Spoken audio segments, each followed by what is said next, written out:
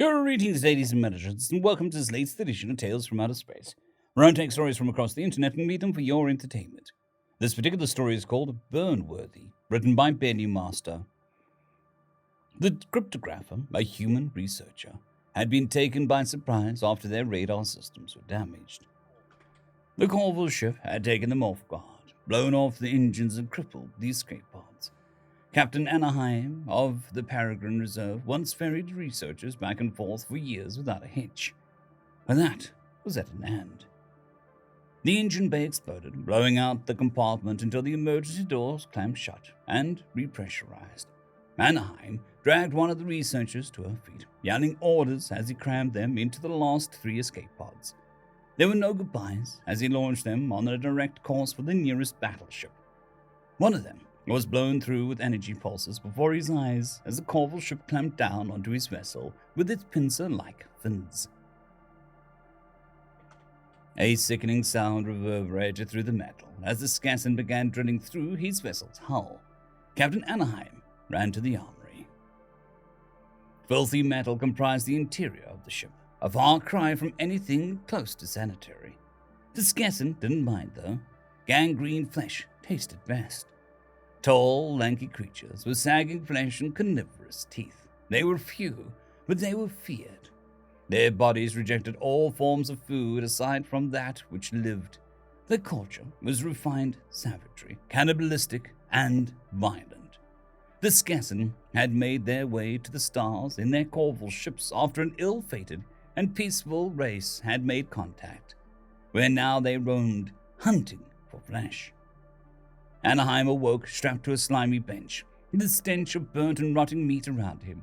He looked to the left, where his arm now terminated at the wrist, bite marks cutting through the skin, cauterized to prevent him from bleeding out. Bile rose in his throat. He looked to the right, where thankfully his bruised hand was clenched. "You should be grateful, meatbag. Not often do I deign to eat the prey of petty raid." Anaheim craned his neck to see the source of the voice. "You should be grateful I'm tied up." The Skassin came into view. "Oh, I am. It's always more pleasant to watch your meal squirm, don't you think?"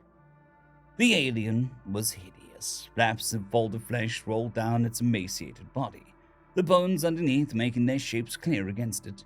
Long, gritty nails jutted from its hands. Reddened, tiny eyes sank deep into the tiny sockets in front of the creature's head. A gaping mouth filled with teeth greeted him with a grin.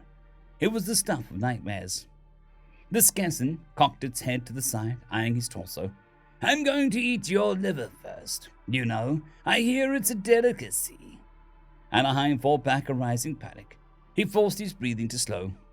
"You don't know what you've done, Skassin. Let me go, submit a plea. Things might go well." The Skassin keeled over, skin flipping about as it cackled. "Oh, that one's my favorite. What a plea. Hidden behind threat, behind mercy. No, human. I'm going to eat you. Then I'm going to kill you. Then I'm going to hunt down the rest of you meatbags, and we will feast." Anaheim gritted his teeth. "No, you won't." "Stop straining, you'll spoil the muscle. These bindings can hold the strongest of us, and we eat your kind. There is no way you can break them." The Skassin strode slowly over to a display of hooked, saw-toothed, and cutting instruments. "It is such a struggle, you know, finding the right way to prepare a meal. Do I want a touch of adrenaline? Should I savor the taste or the screens? It's so difficult." A resounding snap shattered the atmosphere. The Skassin turned around with a snarl. "What?" It was kicked in the ribcage and sent back into the display. The clatter of metal and screams from the Skassin echoed out into the corridors of the Corval ship. The crew drooled at the sound. Anaheim strained with everything he had, left foot planted on the gruesome bench, torso arched, blood spurting from the stump where his hand had been.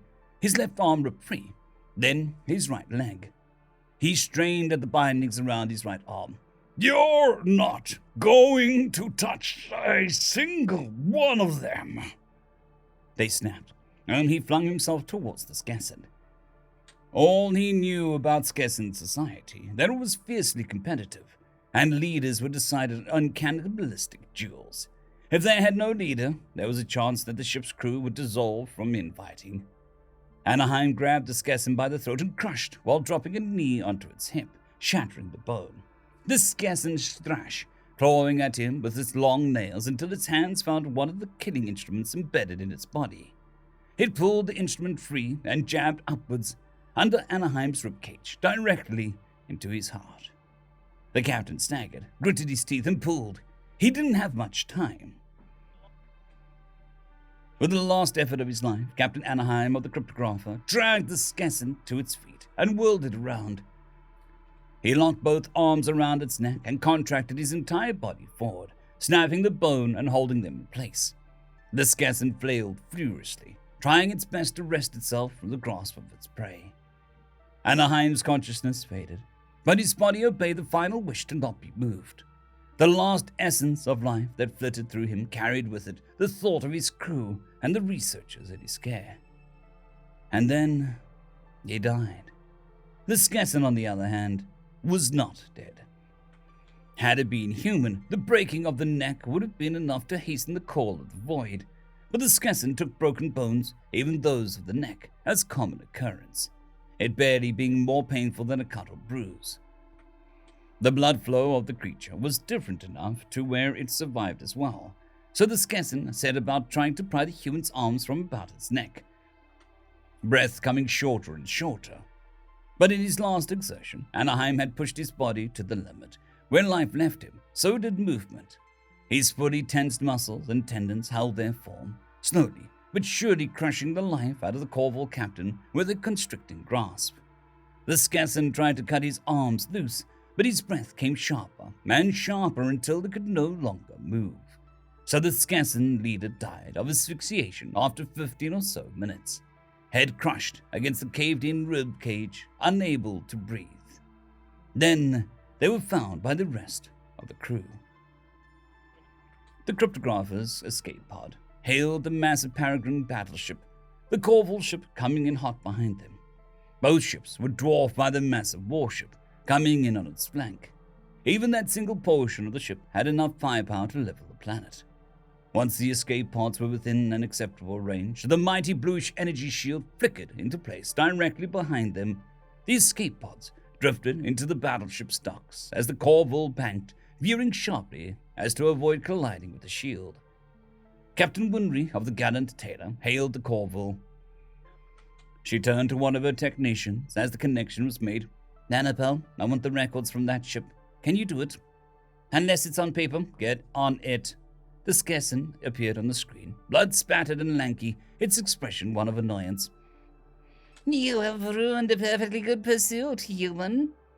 The cryptographer was protected by the order of "Spare me. Return the prey or suffer the wrath of the Skessin fleet. We will declare war." "You know, someday someone might take you up on that." "Then you accept?" "You deliberately attacked a vessel occupied by non-combatants, destroyed a defenseless escape pod, and were caught engaging in violent actions towards the fleeing survivors. I'm gonna burn you alive, Skessin." The creature didn't flinch.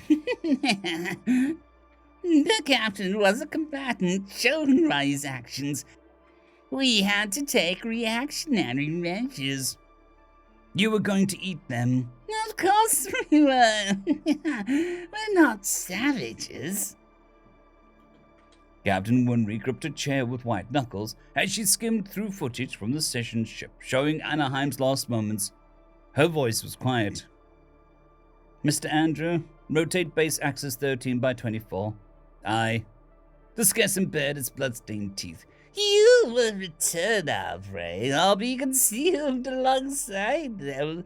We will ravage your settlements as payment for this human." Captain Winry of the gallant Taylor raised her voice. "I'll save you the trouble of a fight, Skessin." The grotesque creature grinned. "You're returning the prey, then?" "Of course not. I said I was going to burn you alive. Mr. Andrew, full bore on the aft thrusters, if you would." "Aye, Captain." The Skessin made a face. What? It started as a push of a button.